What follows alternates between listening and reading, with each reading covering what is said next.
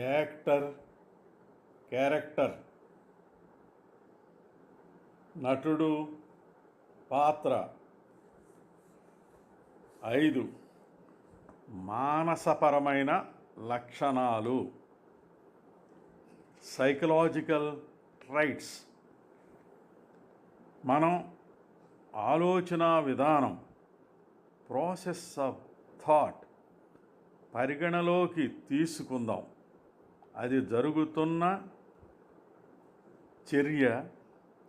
Oscar బ్రూకెట్ చెప్పినట్లు మానసపరమైనవి పాత్ర చిత్రణకు చాలా ముఖ్యమైన దశ. ఈ దశ నుంచి శారీరక, సాంఘిక లక్షణాలు మరియు శైలి గుణాలు రుజువుపరచబడును.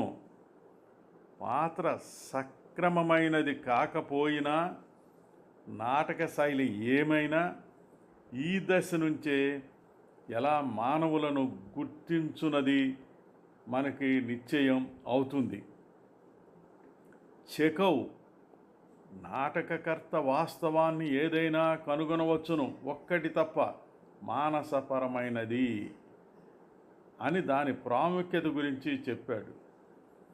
పాత్ర చాలా ప్రాముఖ్యంగా నిర్వహించే నాటకాలు తప్ప కావలసిన చర్యలను చేయటానికి పాత్ర మానసిక లక్షణాలు ఉపయోగపడతాయి.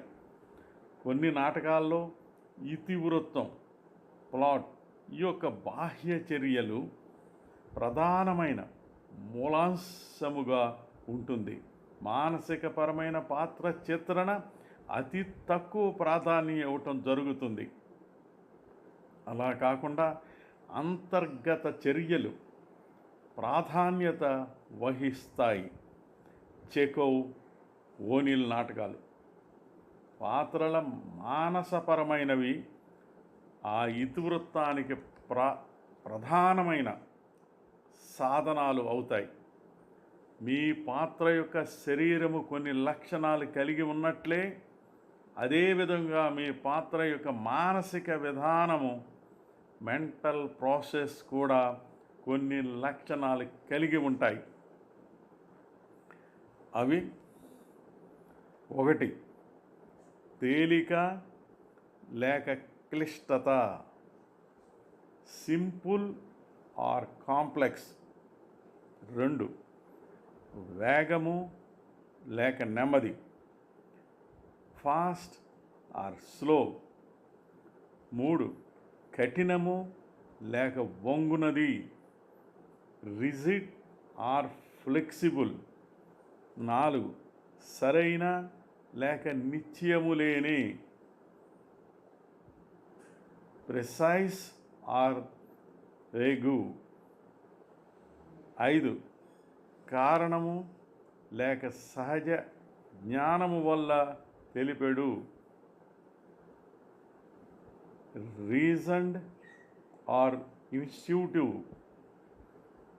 6 గుండ్రమైన లేక గోళము లేక క్రమము, గ్లోబల్ ఆర్ సీక్వెన్షియల్. చివరి విషయం,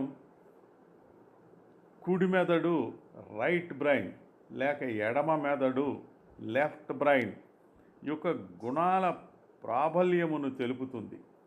మనం జనంలో గమనించటం మొదలుపెట్టినవి.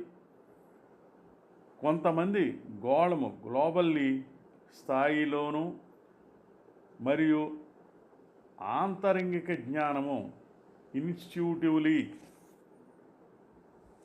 తోను, కుడి మెదడు రైట్ బ్రెయిన్ ఆలోచిస్తారు. ఇక తక్కిన వారు క్రియాత్మకంగా వెర్బల్లీ ఆరు విశ్లేషణాత్మకంగా ఎనలిటికల్లీ ఎడమ మెదడు లెఫ్ట్ బ్రెయిన్ కారణాలు చూస్తారు. ఉదాహరణగా, మీరు మీ ఇంటి గురించి ఎవరికైనా సంకేతాలు ఇవ్వాలంటే మీరు ఎడమ మెదడు లెఫ్ట్ బ్రెయిన్ వ్యక్తికి చెప్పండి. మూడిళ్ళు దాటండి, కుడి పక్కకి తిరగండి, రెండవ లైట్ దగ్గర వెళ్ళండి మరియు ఎడమకు తిరగండి. అదే కుడి మెదడు రైట్ బ్రెయిన్ వ్యక్తికి ఇటువంటి సంకేతాలతో సమస్య ఉంటుంది. వారు మ్యాప్ లేక పటము చూడటం మంచిదనుకుంటారు. అలాగే నాటక రంగంలో కూడా వ్యక్తులు రంగస్థల సంకేతాలను బట్టి అర్థం చేసుకుంటారు లేదా డ్రాయింగులు చూసి అర్థం చేసుకోవటానికి ప్రయత్నిస్తారు. ఈ పుస్తకంలో గ్లోబల్ నటనా నైపుణ్యము స్థాయిలో అర్థమయ్యేటట్లు చెప్పటం కష్టం. దాని రేఖ క్రమంగా తగ్గించాలి. మీరు చదువుతున్న కొలది మీ మెదడులో ఉంచుకుంటారు. మీ పాత్ర యొక్క చర్య మీరు పరీక్షించటం వల్ల మీకు ఇప్పటికే పాత్ర మానసిక స్థితి అర్థమై ఉంటుంది. అది ప్రతి ప్రత్యేకమైన చర్యలను బహిర్గతం చేస్తుంది. ఆ చర్యలను పాత్ర మెదడు నుంచి అర్థం చేసుకోగలరు. మీరు వృద్ధి చేసే పాత్రను తీసుకొని ఈ దిగువ ప్రశ్నలను మీరు ప్రశ్నించుకోండి. 1. To what stimulate do I most strongly react?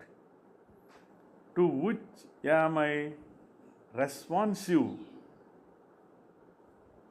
How do my sensitives reflect my life goal?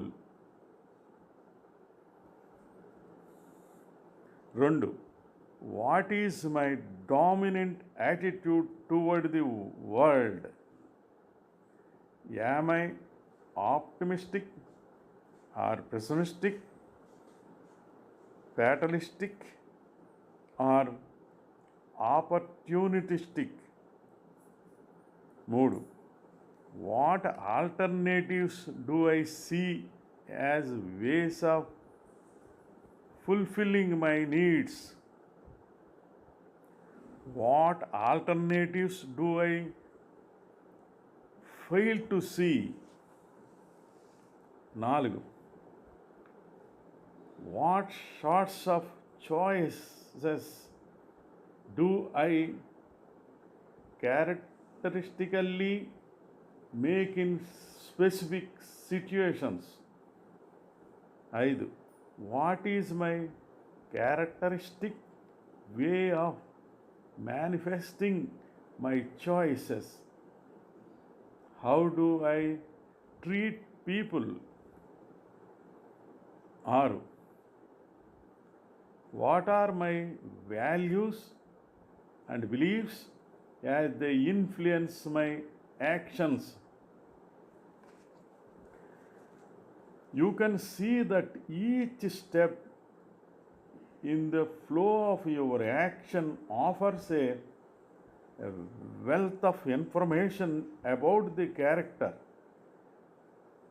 More important, each is a way for you to enter actively into the experience of the character's mind.